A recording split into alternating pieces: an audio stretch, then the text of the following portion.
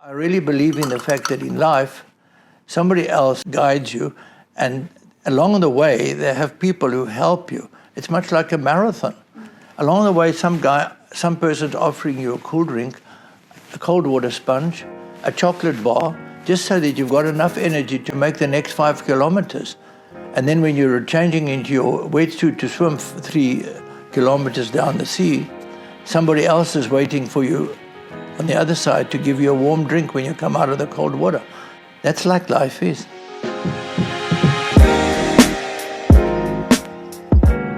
I got a lot of joy out of being in the army, strangely enough. We went into the army as 17-year-olds and barely out of school. And we came out young men who could run around endlessly. We were super fit. We were comfortable with ourselves. We could follow orders. We could listen. We had grown immensely.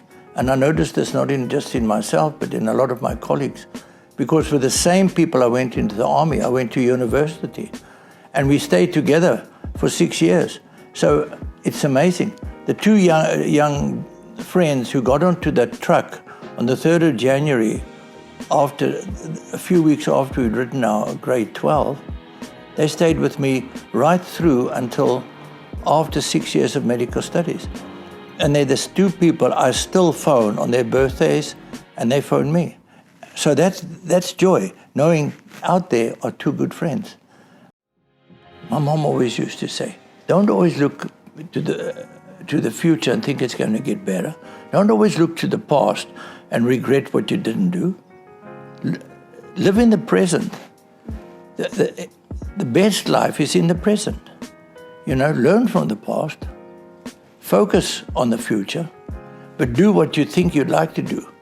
And incorporate all the other lessons in life, which is discipline, have a roadmap, time management. These days everybody's busy. I don't have half an hour to go and stand in a queue at a bank. So if I can do it early in the morning when there's no queue, I do it. Organize your time that those 24 hours are utilized. So I suppose that's the second thing. Get the joy out of the environment. If I could bring someone back from the dead, who would I like to have dinner with? Well, that's obviously going to be, well, not obviously, but I would like to have dinner with Pablo Picasso. There is a true genius. His parents recognized his ability, and his father taught him everything. Within a couple of years of his father teaching him how to paint, he'd far outclassed his father's quality. This was a true genius. Somebody who seemed to be born with the ability and didn't need 20 years to develop the ability. There's nothing fair in life. But you must just understand that somebody up there is holding the steering wheel, and if you've got good faith and he's driving, you just carry on. My daughter always says, Dad, don't worry who's driving. If you're the engine, and if it says turn right, you turn right, and you say, no, I don't want to go down this road. Listen, Dad, if somebody else is driving and he says turn right, you go down this road. Turn right. He said, because maybe that's where you need to be. Yeah. Don't always think that turning right is going to end up on a turquoise beach. I don't think it's easy to say there's a single thing that gives you the joy of life. I think it's many things. I think it's the environment you grew up in. So I need to thank my parents for creating a carefree environment when I was young.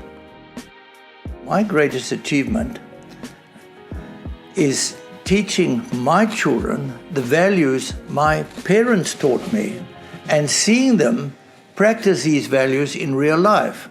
Because I know these values probably irritated them when they were small, but they now have ingrained them and it's part of their being.